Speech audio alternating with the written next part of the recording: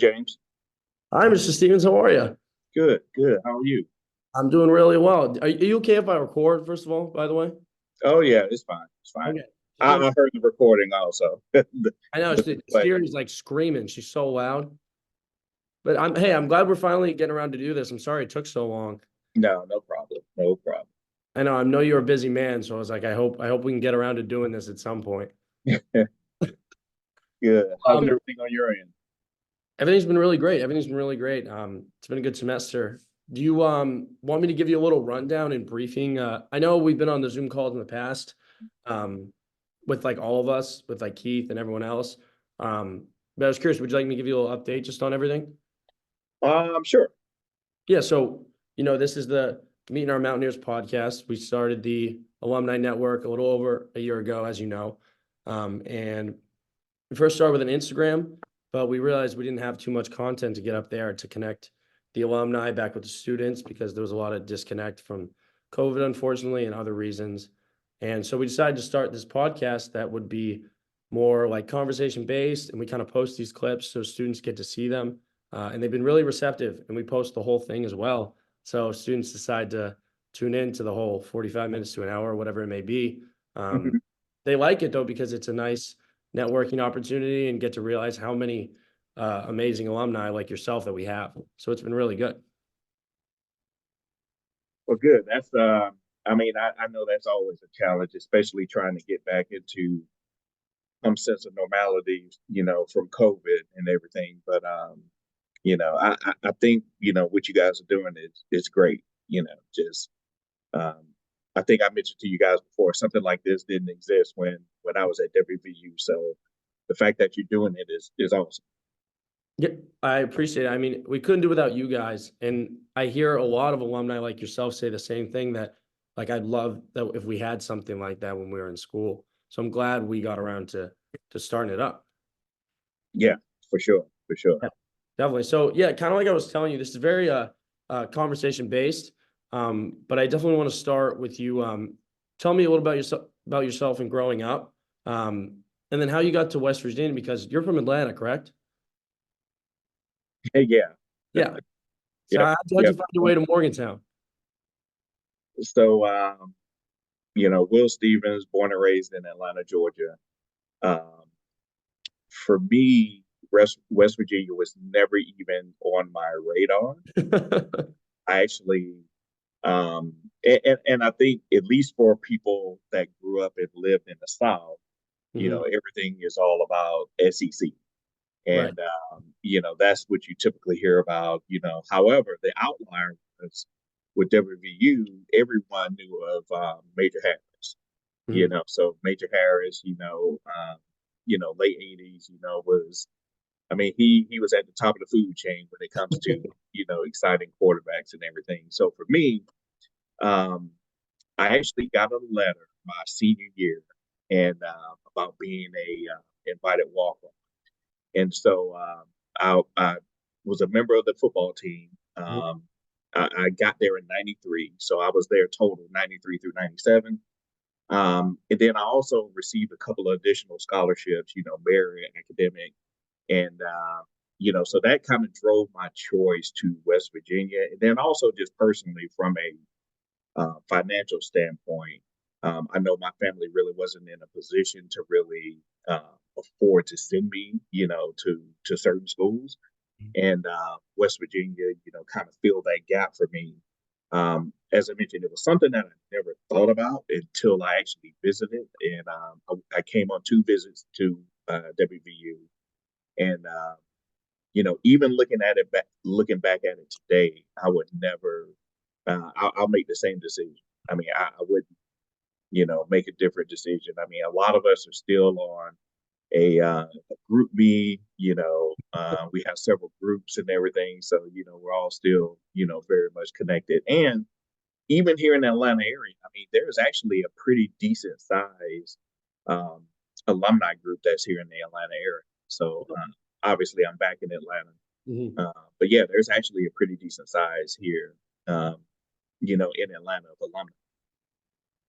Yeah, I didn't know that. That's amazing. I read um because there was this ALSD article about you when I was looking you up, and it said you remember the football team. I was like, I had no idea, and I'm glad you just touched on that because it's funny you said it wasn't even on your radar until you got that letter.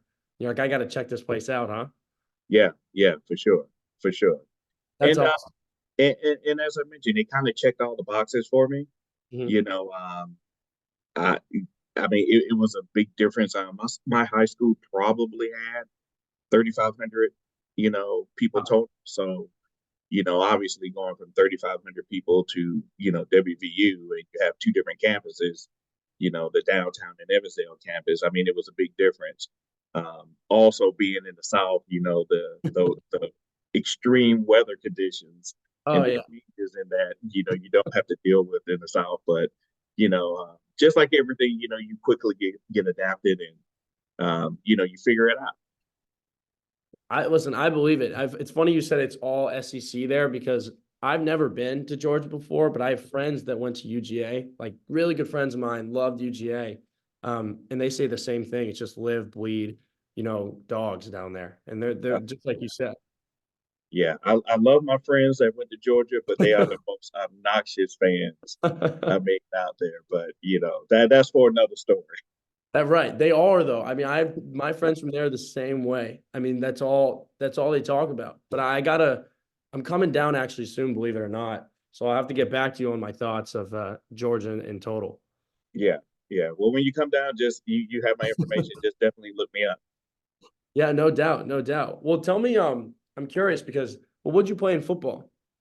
Running back. Running back. Wow. Yeah. How was Mountaineer football on the inside? I'm curious.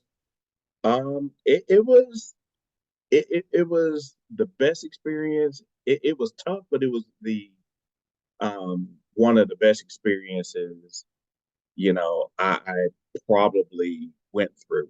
At the time, Don Nealon was the coach. Um, for us, my freshman year, that was the '93 season where they went undefeated.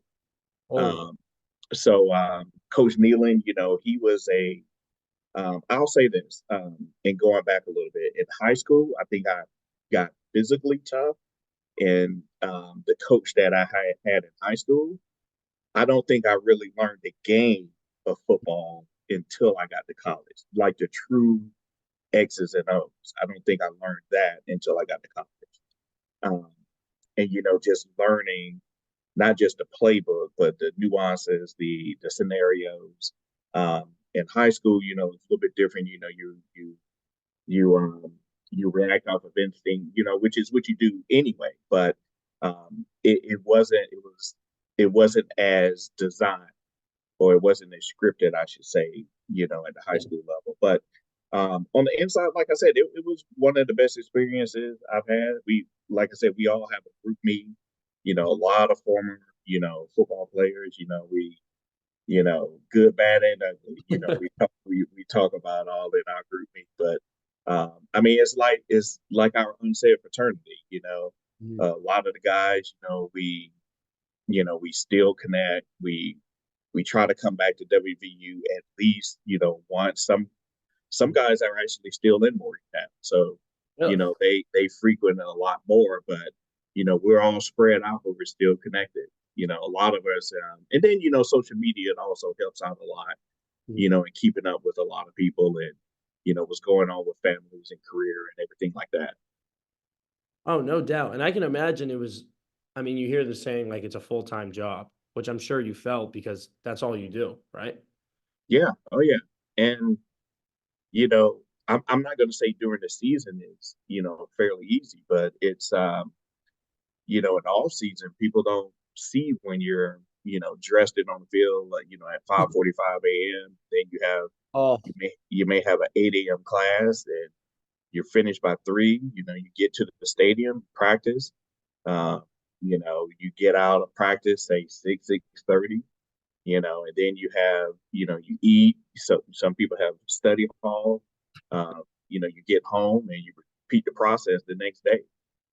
oh, So it definitely teaches a level of discipline that in a lot of ways carry over to your professional life as well. So um, just work ethic, doing certain things at a certain pace.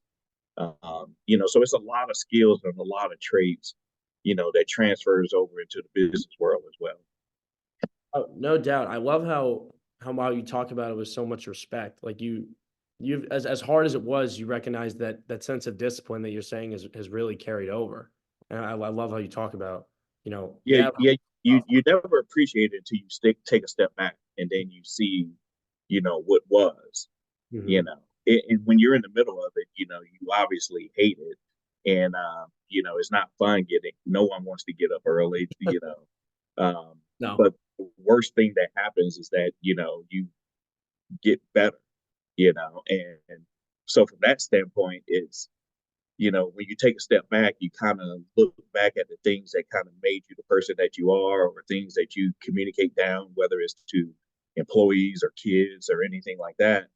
And a lot of those same behavior traits, you got at an early age, or you got it, Mhm. along the line leading up to your professional career. Yeah, no, of course. I think, well, honestly, do you ever miss it, Mr. Stevens? I'll say this: you miss the camaraderie Mhm. with, and I'm sure in college it's easy to just get in a car, go across the street to someone else's apartment, go to someone's house, and Yeah. you have, you eat together, you party together, you do everything together. So you miss those elements of it, but Mhm. at the same time, it is good to see where everyone is today, and what different people have accomplished, and as I mentioned, personally, professionally, that part of it is always good. It's just kind of like the circle of life a little bit. Mhm. I think you nailed it. I would say like, well, I actually live in a fraternity house right now with 42 other brothers. And like you said, eat together, gym together, homework. Like you can't, even if you don't want to do something together, you have to. Someone's barging in your room. So I Yeah, understand exactly what you're getting. yeah, yeah. And as you get older, you begin to laugh at the things that you appreciate. Mhm. As you get older, I'm just trying not to turn into the guy that's yelling at people for stepping on my grass, but No, I can't see you because I was that guy. doing. That's fun. Did you ever envision, like, when you were in college, that your job in sports would be what it is today? Because you've been through quite a few different jobs over the years. But even now, just being with the Hawks, did you see that you going back home and working with them, or you had no idea? I knew I wanted to work in sports, and I knew I wanted to come home Mhm. in some capacity. I just didn't know what that looked like. Um, so, as I mentioned before, credit to you all, the things that you all are doing, like this podcast, like, the different groups, and, you know, getting together and the networking opportunities. I mean, those are great because, as I mentioned before, those didn't really exist, um, when I was coming through. And so it was a lot of, manual mailing resumes, a lot of manual, you know, everything was a lot more manual. So, the timeline and the process of hearing back from people, even being in consideration, was a lot more delayed. It's a lot more instantaneous now. But I never saw myself. Um, in crazy story, I actually had the opportunity to work for the Hogs earlier than when I actually started. Really? Uh, but I figured I wanted to do something different. Mhm. Um, I played baseball and football, growing up my whole life. I wasn't really a basketball fan other than Dominique Wilkins and Michael Jordan, and then obviously, Larry Bird, Magic Yeah. Johnson. Um, but outside of that, I wasn't like truly a real basketball fan. Mhm. And so I didn't see myself particularly working in basketball. I was thinking of the sport of basketball. And Right. so I tell people, even to today, one of the mistakes that I made was that you have to look beyond the sport. You have to look at the business side of it. And admittedly, that's something that I didn't do.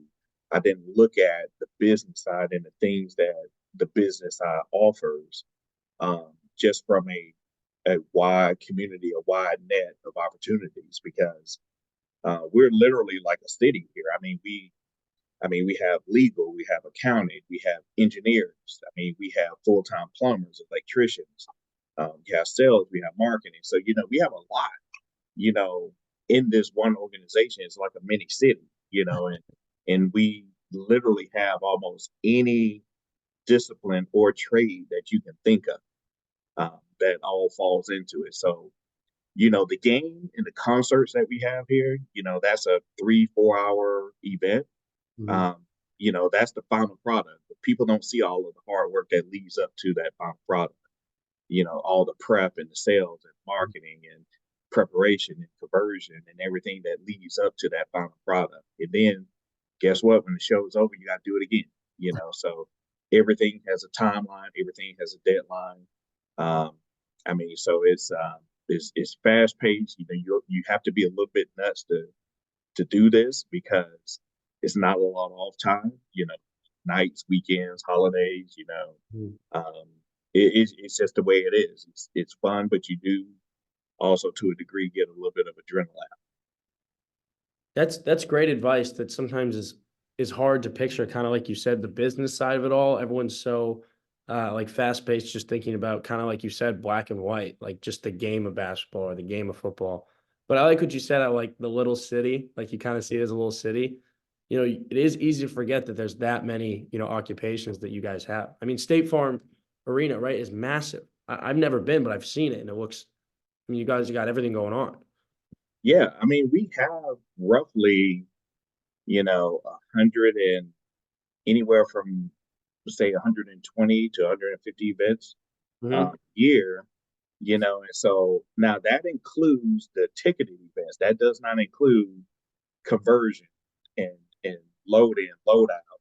Right.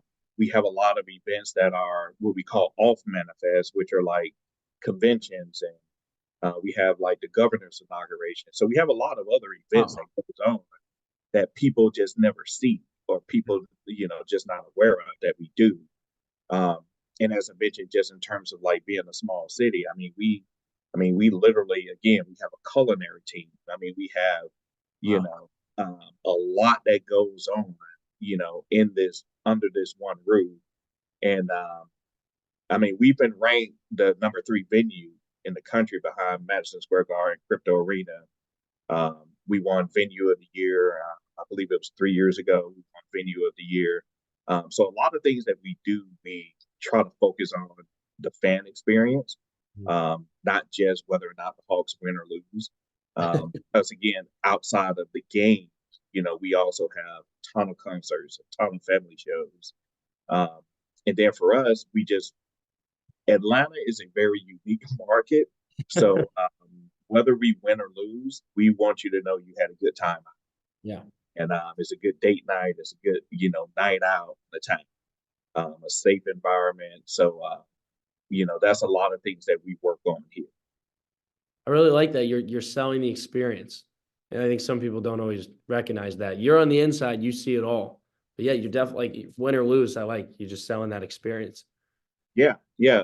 That's the thing. It's like, hey, we may have lost the game, but hey, you know what? We had a good time. Had a good Let me time. see. Let me take a look at the calendar, the schedule, see what's coming up next. Yeah. Oh, you know what? Oh, okay, Kevin Hart's coming. Let's look at going to to the comedy show, or you know what? Pink is coming in concert. Let's look at going to that, Mhm. and then you sandwich in between that the Lakers and Golden State, Philly, and other teams that we play, on our schedule. So it's a lot that goes on and keep people, occupied, I guess you could say. No, that's so cool. I'm curious, how many people does it see, the arena? Interesting enough, we're actually one of the smallest NBA arenas. Really? Our capacity is right about 17.5, 17.5, 17.7, right in that neighborhood. Uh, um, Once you look at in comparison to arenas like, Madison Square Garden, that, can potentially get up to 20,000 in Chicago, Yeah. that can get, 20 plus thousand people. As I mentioned, we're one of the smallest arenas in the league, and we only have one anchor tenant, which are the Hawks. New York, obviously you have the Knicks, you have the Rangers, LA, you have multiple sports teams, even in Chicago, you have Blackhawks, you have Bulls. We have one NBA arena, but we always consistently rank every year. One big advantage also, just logistically where we are in Atlanta, world's busiest airport, which is 15 minutes down the road from us. So logistically, it's easy to get in and out. We have a ton of hotel space on this campus area here. We're steps away from Mercedes-Benz Stadium. So not sure if you saw, but the World Cup just announced. Mhm. We're going to have several matches here, in Atlanta, right here on this campus that's downtown here where we are. So it's a lot that goes on, um, not just sports related, but just in general. Our neighbors across the street, we all know each other, but you look at not just World Cup, but Super Bowls and Final Four, and national championship games. So we're busy down on this campus. As I mentioned, they're literally steps away from us. Oh, no doubt. I didn't know. I really did not know you were that close to the airport, which is awesome. And then you said Mercedes-Benz is right there. So I didn't even know. I mean, you guys got it all, and all the hotels you're talking about, and for you guys to only have what you said 17,500, and to be voted the best venue, and you said it was. It doesn't seem like you guys are struggling though. You're still putting up all the numbers you need.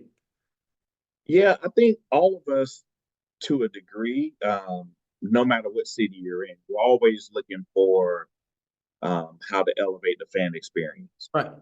Because it can be expensive to go out to a game locally, and so how can we attract James to come to a game, on a date where tickets may be a few $100s easily. And then Mhm. you have parking, you have F&B, you have a lot of things that domino effects Right. into that cause. How do we get you, instead of going to the sports bar that's free Mhm. or watching NBA League Pass, in the comfort of your own home, how do we get you from your home to the arena? And so part of that is just creating an awesome live experience. And so that's something, that we try to do is, again, when you leave a game or a concert, we want you to leave with a memorable experience. That is, it was a great time that you got out and you came. I love that. And I think especially with the pandemic, so many people don't do live events anymore, which I'm sure you know. And like you said, the comfort of their own home. But I'm with you in the side of you can't beat it live. You can't beat the experience sitting on your couch. So I like that you touched on that because uh, it truly is one of one. You can't compare them, but you guys, I'm sure, are just trying to draw everyone in as much as you can and Yeah. selling.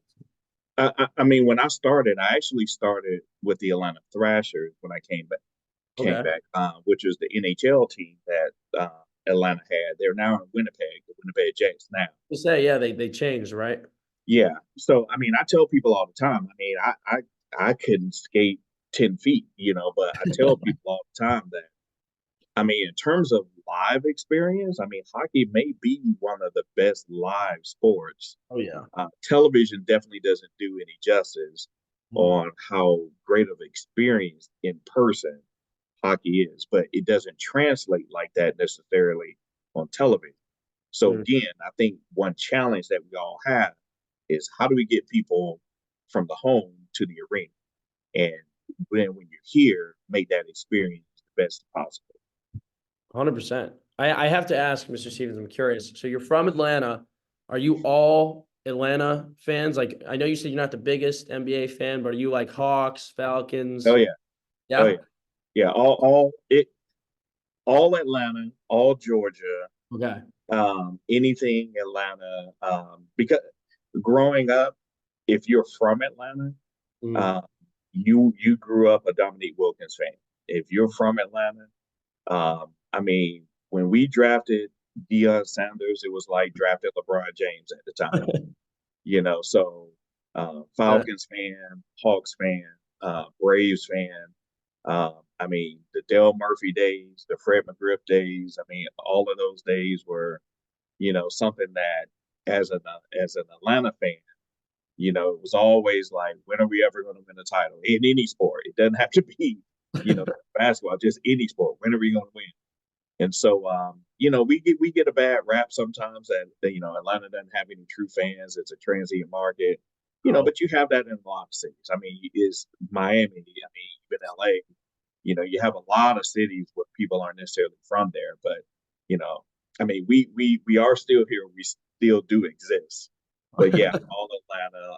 The only time I really couldn't go for Georgia was obviously when West Virginia played Georgia in the Sugar Bowl. Bulldogs, yeah. Yeah, that was the Katrina year when the Sugar Bowl was relocated actually here to the Oh, Georgia Dome in Georgia.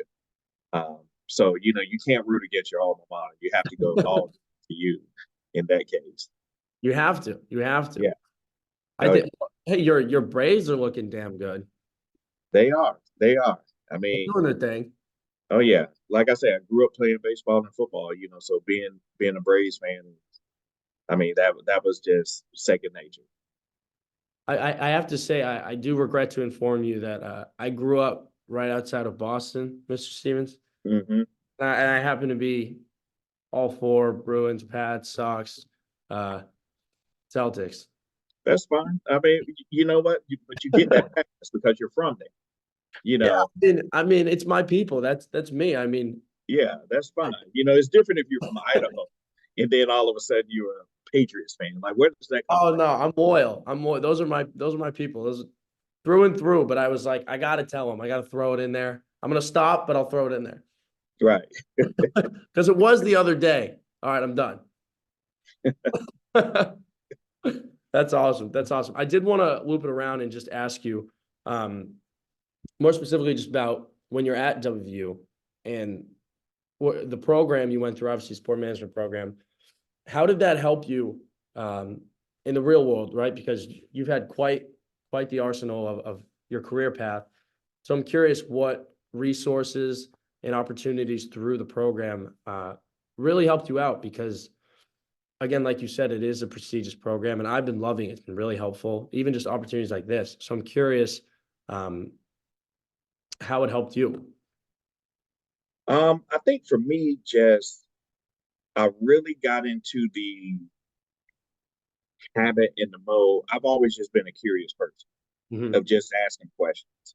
Um, and then also some of the classes and internships um, that I took, I think actually, helped as well. But a lot of it was just asking questions and like, hey, I don't have to be in a class or I don't have to necessarily be part of an internship. Mhm. I just want to come down and just volunteer or shadow like for a day. Not even for a day because I don't want people to feel like they have to babysit me or Mhm. anything like that. But like, hey, can I spend like an hour or two, around what you're doing? And I'm not 100% sure how it is now, but at least when I was there, most of the people in certain positions were either graduate assistants or there were a lot of people that were, early in their career as well. Sure. So um, and some of the departments don't have a lot of, head count, so any help that's free sometimes was very much welcome. Um, I actually did a facilities management um, internship at the Coliseum there as well. Wow. And that actually taught me a lot about the building and a lot about what was going on that I just did not know. Mhm. So I think even though I don't work in facilities management now, I think it definitely gave me a pretty good understanding of like what goes into, going from um, WVU basketball to volleyball to gymnastics. Like it taught me a lot. Yeah, no doubt. I think I have a lot of friends that work in the Coliseum, and very similar to what you said, you don't realize how much work goes into it until you're there firsthand, kind of like you said. Yeah. And I mean, it's definitely oh yeah, this timer, by the way. This does tend to happen. Normally, it says I have premium on here, but the timer runs out on me. And what we might have to do is I might just have to end it and send you another link and then No, no problem. No problem. start it again. Um, but no, I have a friend who works in facilities very similar, I'm sure, to what you were doing. And even he was like, it's exhausting. You should see like how fast, because especially the same day or Oh over, yeah. it's a lot and you don't realize it until you're there.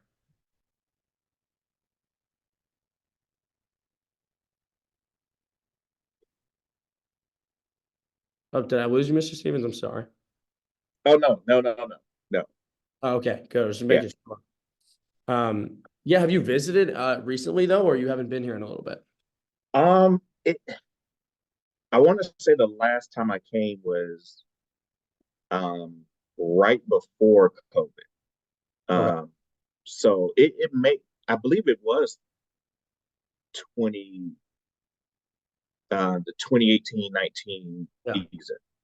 Um, and I didn't come up, but I went to Charlotte, for the Duke's Mayo Bowl. I went to um, so I've traveled to other cities or other teams. I mean, I'm sorry, to see the Yeah, team on yeah. the road. But I haven't been to WVU. I believe it was 2018. Wow. That last time, and as I mentioned, that was the season. That was the same season, right of COVID, pretty much. Mhm. Yeah, it's actually a ton of us that's on this group B that are talking about Penn State, coming this fall. Penn State season opener. We'll see. Everybody wants to come to Penn State, but we'll figure it out though. Yeah, that's hey, if you haven't been in a while and you want to come to the game, I think hey, we gave them a run for their money a little bit last season. So I think now that we're a little more settled, if you're looking to come to a game, it could be Penn State. Hmm. Yeah, we'll see. We'll see. Yeah, we don't have Pitt this year. We're going to Pitt, unfortunately. Yeah, yeah. But Well, yeah, it's just good to have Pitt back on the schedule. yeah, I know. It is. Yeah, It's there, fun there to was play. there was a window where Pitt wasn't on the schedule for a while, which you know Yeah, that makes sense. But neither here nor there. you need a good rivalry. You can't get rid of that. Oh yeah, definitely, definitely. But yeah, definitely come back, no doubt, sooner or later because 2018, 2019, I'm sure you'll have to get the whole tour and everything because there's whole new facilities for the football team, and I'm sure you've seen. Yeah, You yeah, gotta come check it all out. yeah, oh yeah, oh yeah. Yeah, definitely. I would say another question I have for you um, was, would you have any advice for um, entry level candidates like myself going into the workforce, trying to get our foot in the door? Because obviously it's very competitive, and the whole networking aspect is very important. Um, would you have any specific advice that helped you out just leaving college? I know you mentioned being a GA and that kind of thing. I mean, I would say the biggest advice is don't put yourself in a box. Mhm. Um, and I kind of admitted to you like some mistakes that I made, Mhm. and don't get in your head that a certain team or a certain you know um, department or anything like that. The I tell you what, one of the biggest things that I see a lot of people make mistakes about. You have people that say, "I want to be in PR," Mhm. but NBA we have 30 teams. The PR department for most teams, you can count on one hand how many people are in that department, and that's from top to bottom. Mhm. So you have to think about not only the opportunity for positions to open, you have to pretty much rely on turnover. And sometimes it just doesn't happen like that. Mhm. So then you get people that get discouraged because they aren't able to get a position in a department of their major. So be flexible and be willing to get your foot in the door.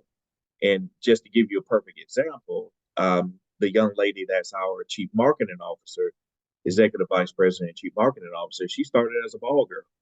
Um, our director of marketing, she started in ticket sales. The guy that's my boss, he started, again, inside sales, ticket sales as well. So you have a lot of people where you finish is not necessarily have to be, where you started doesn't have to be where you finish. And a lot of people get in their mind like, oh, I don't want to be in sales. I don't want to do this. I don't want to do that. Well, use that to get in the door, to meet people. And then when opportunities come about, guess what? You're already in the door. You already have a soft introduction, or you already introduce yourself to some degree. But I think people get a little, um, you know, a little bit of tunnel vision on what they want. And then, you know what? There may be positions that actually cover multiple areas that have a lot of different things in the umbrella. Because although I'm in the revenue area of the company, I never thought I'd be in sales, truthfully. So like, but and what I do on a day-to-day basis, we cross the line and we deal with marketing every day. We deal with PR. We deal with basketball ops. I deal with building ops. So we deal with a lot of different people that kind of could feed your appetite, for what you think you may be missing. That's really great advice. I've heard from alumni like yourself before, and I'm glad you're saying and kind of pounding it in for us to hear, because I agree that so many people have their mindset, like you said, if you look for PR, that was a great example that there's not that many positions that you can get. So even just starting here, like starting ticket sales is a good route. And like you said, being flexible, because if you're a hard worker, ultimately they're going to want to keep you around. Now, it doesn't matter what you're doing. Right, right. 100%. And again, I'm not, speaking against, other majors or anything like that. I'm just being honest about the sheer numbers, especially when you talk about wanting to be in professional sports. That window is small, Right. in terms of like, hey, there are only 29 other leagues, in the country, when you think about NBA, so the opportunities that come about sometimes they come, sometimes they don't. But a lot of it is being in the right place at the right time. But being in the right place in the right time, a lot of times, out of sight, out of mind if you're not around. But if you're around in some capacity, you know what? James might, I wonder if he'd be interested in doing this or that. Let me shoot him an email. Let's have him on and let me see what his goals are. You sound like my dad. He says the same thing in the sense of, it might not be exactly what you want right away, but again, if somebody likes you and realizes you can give it 100%, you're going to get an opportunity, and it's whether you jump on it and at that point, just how well you do it. So I'm glad you're saying it. It's really great advice. No, it's not a matter a lot of times of if, but a lot of times it's a matter of when it'll happen. Because a lot of times you may not start in what you end up doing. I mean, some of the most successful entrepreneurs failed at something. Well, I wanted to go back to I know we've been talked about like GA and schooling after your bachelor's, and I did as much research on you as I could, and I couldn't find after your bachelor's at WVU if you went to grad school or did a GA or anything like that. So I was curious. No, I didn't. When I was done with school, me personally, I was done with school. You were done. No more. No more. So I have so much respect for um, people that go on to, get their PhD, and you know, everyone on staff there, had the pleasure of meeting, so much respect for them. But I mean, yeah, that I did. I actually, um, so after I graduated, I first went and I was working for um, Six Flags over Georgia as a catering sales manager. For me, that was kind of to fill in the gaps because, again, a lot of times when you come out of school, you have an idea where you're going to be, how much money you're going to make, everything like that. And sometimes life throws that knuckleball at you, and it's hard to hit.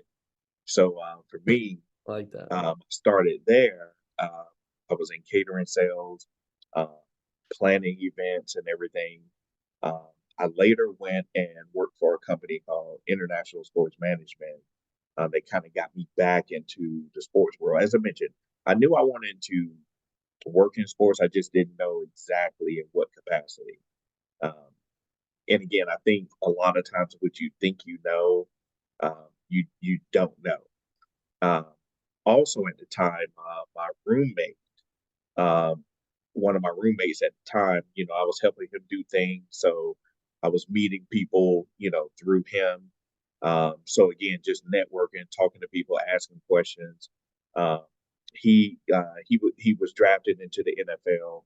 Oh, So again, I was just um, really just trying to network and get my name out as much as possible and meet as many people as possible. But um, working with international sports management taught me a lot, also about the process. mhm. I got a chance to work with a lot of major events, Masters and Final Four and Wow. Derby and a lot of PGA events also. We did a lot of PGA events. Uh, but Major League Baseball All Star Game, we did some NASCAR, but we did hospitality, sales, also some sponsorships of different packages with these different events. Um, excuse me. And then right after that, when I had the opportunity to work on the team side of things, I knew some people that worked with Turner Broadcasting. Um, so at the time, Turner Broadcasting owned the Braves, the Hawks, um, Okay. also the Thrashers, Turner Field, which is where the Braves played, and Mhm. then also Phillips Arena, um, which is where the Thrashers and where the Hawks played. Okay. Um, Again, just through networking, volunteering time, you know, just volunteering a lot of myself. Um, I was able to uh, submit my information, got a interview with the Atlanta Thrashers. Mm. Um, the person that I interviewed with at the time, he was the vice president of sales and marketing. And just to kind of show you how things become full circle, interviewing with him and the environment that we had a close knit team. We didn't have a ton of employees, with the Thrashers, um, but again, we were close knit. But my vice president of sales and marketing at the time was a guy named Derek Schiller. And fast forward to today, Derek Schiller is the CEO of the Braves. So Oh. we all it's a big world, but we're all still very very connected, Mhm. and it's just amazing to see how people translate and move to different areas, different positions. It's a lot of people that have cross pollinated and been work here, work for the Falcons, and but a lot of us know each other because we all kind of started in the same area. That's so cool. That was really cool. I was fascinated by that story. And well, look, you're a prime example of, more schooling is not for everyone. I mean, I think a lot of times people are so nervous that they don't have enough schooling or they didn't do a GA or something like that. And you're a great example for people to see that, it isn't always for everyone. And that's okay. Yeah, and I think it's a healthy balance of both. Hmm. Because even employees that I look at is at the end of the day, I want a person that can do the job. Hmm. I want a person that, because I'm held accountable for a certain segment that I'm responsible for. Right. So when it's all said and done, I want a person that can do the job. It's kind of like in sports. You can have a 5-star recruit that have all these accolades, but then when they get to college, you still have to produce. Same thing. You can have you know your bachelor's, your master's. You can have all the dual majors. You can have all these different accolades and certifications, but you still have to be able to do the job.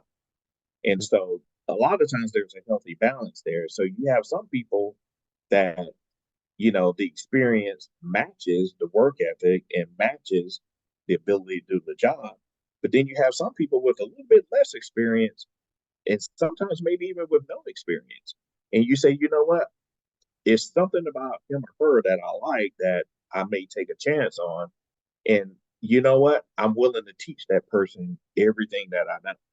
well, I'm willing to teach that person how to do the job. So, it's a little bit of a healthy balance with that.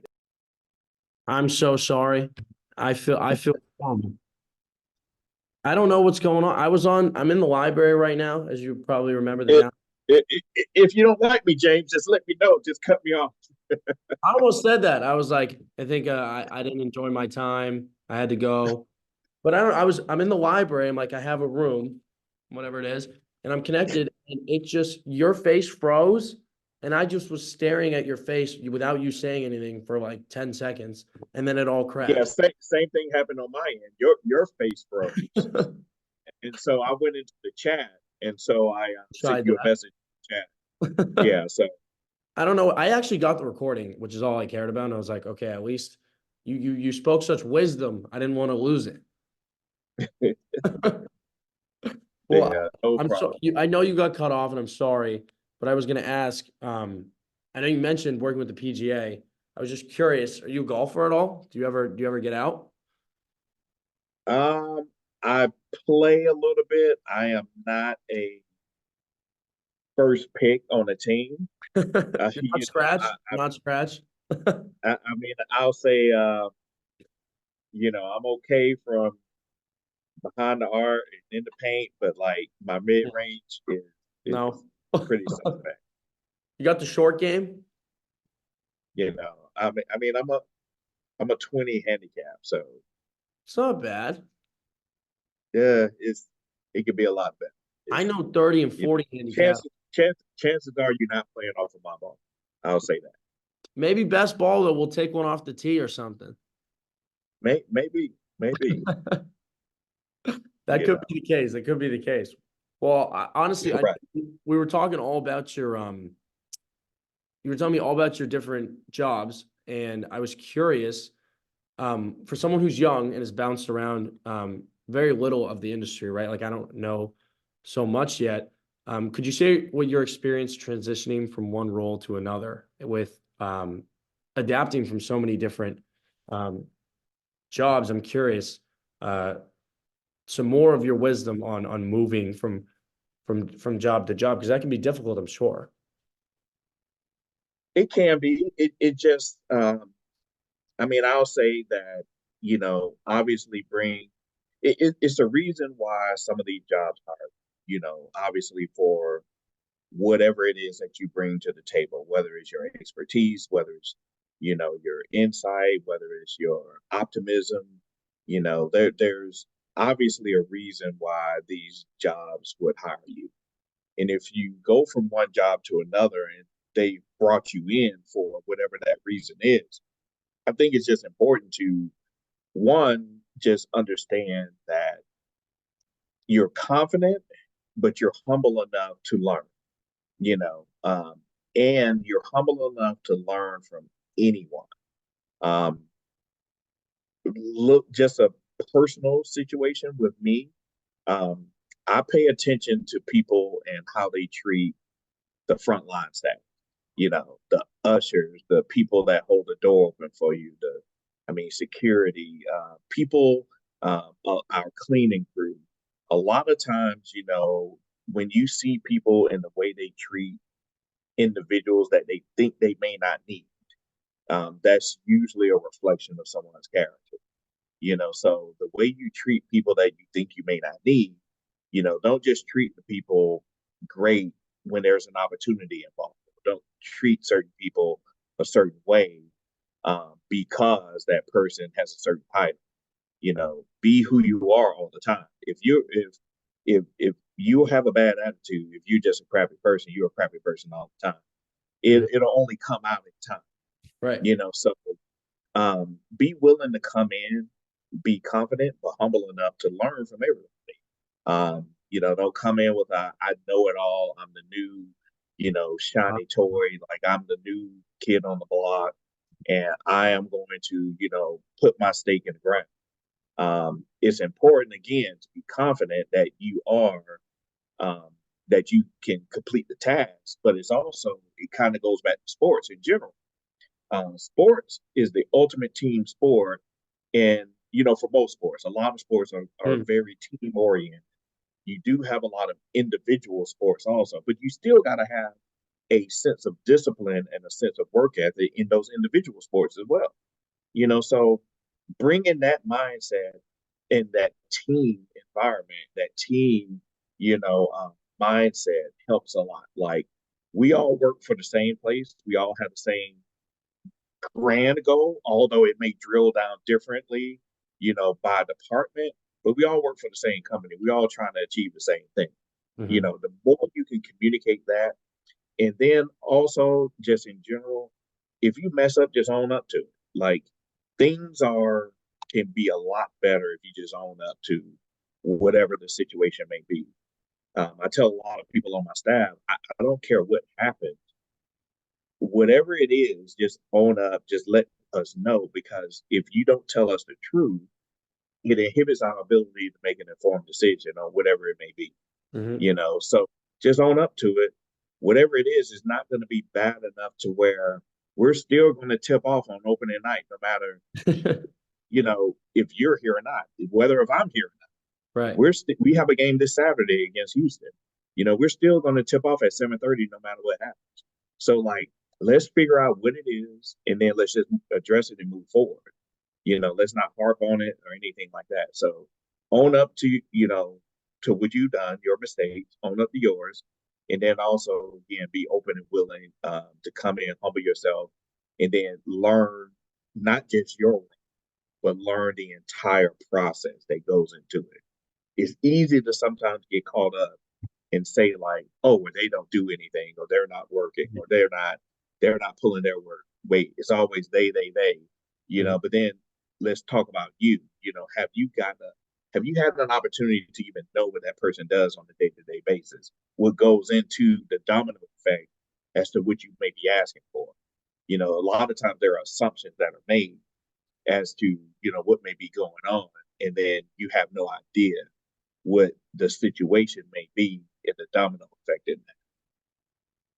I really love that. I love that confident but humble. I I think I said this already, but you sound like my father because he says the same things when he says, I don't look for how someone treats me. Like you said, I look for how they treat everyone, from the janitor to the CEO to anyone in between. Because like you said, it speaks volumes on someone.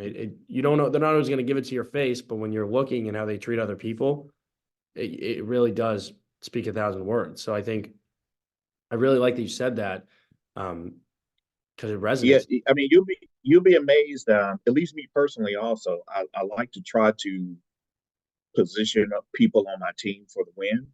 And so, I mean, what I mean by that, like, I don't have to be the person that's leading the meeting. I don't have to be the person that is sending, hitting send on the email. I don't have to be the person, you know, at the front of the room, just always talking and not listening. I mean, a lot of times I pass the baton and I let other people, do that, Mm. and then for me, it's it's selfish of me to not want you to grow and develop. That's part of my job, is to Right. not just being your boss or your supervisor, but part of my job is also to grow and develop you. At some point in time, you're riding a bike, you got to take the training wheels off, and you may get it, you may fall. And it's the same thing, with the job. At some point in time, you know, I'm not going to be in the room. At some point in time, I'm not going to always be with you in that meeting. So you got to learn how to, drive the ship on your own. I 100%. I think that's really good advice. That's already resonating with me, and I know when others hear this, it's definitely going to resonate with them. So, thank you for all of the advice you've given. I don't want to take up too much of your time. I've already given you technical difficulties and all other loopholes, and I already feel bad. But I No, want it's fine. It's up to you. It's up to you. I don't have much left. I wanted to close with saying, I know, again, I'm a Patriots fan, you're a Falcons fan, and we have our differences, but I'm a Oh, Matty don't Ice. bring up Super Bowl. Oh, No, okay. no, no, I'm not. All I'm right. not. I'm not. I'm not. I promise. I am a Matty Oh, Ice guy because he's BC and he was the man there, and I loved watching him. and he's a good guy. He's a good dude. So I wanted to say I Yeah. love Matty Ice. All right. I'll give you that. I'll give you that. I'm not. Don't worry. I wasn't taking that route. I'm being good. Oh, if you will bring a Super Bowl, I will have to write that cut off video. Then I'll have to go back and be like, I didn't get anything. He wouldn't let me use it. Well, Mr. Stephens, thank you so much for your time. This was really great. I'm really glad we got to do it. And thank you just for taking a little bit of your time for this. This was awesome. I had a great time. No problem. No problem. And hopefully, be up there and, meet you all in person. So Yeah. I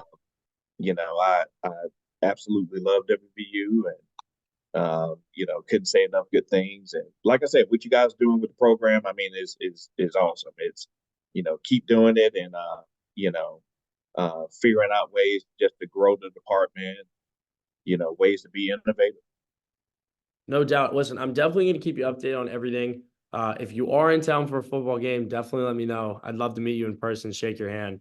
But I'll give you updates on because we're gonna start using some of these clips for content and stuff. So I'll send you all the socials and so you can keep up to date too, and you get to take a look at it. Okay. And let me know if I messed up at all or anything like that. But Well, it won't be like this. Oh, no. Hey, Awesome. it's all good. All good. Good. I'm glad. Well, Mr. Stephens, it was a pleasure. I'm glad we got to do this. And yeah, until next time, please, I'll send you a few emails, so I'll keep you updated. Okay. Awesome. Okay. Enjoy All right. the rest of your Have day. a good one. All right. Have a good one. You as well. Cheers.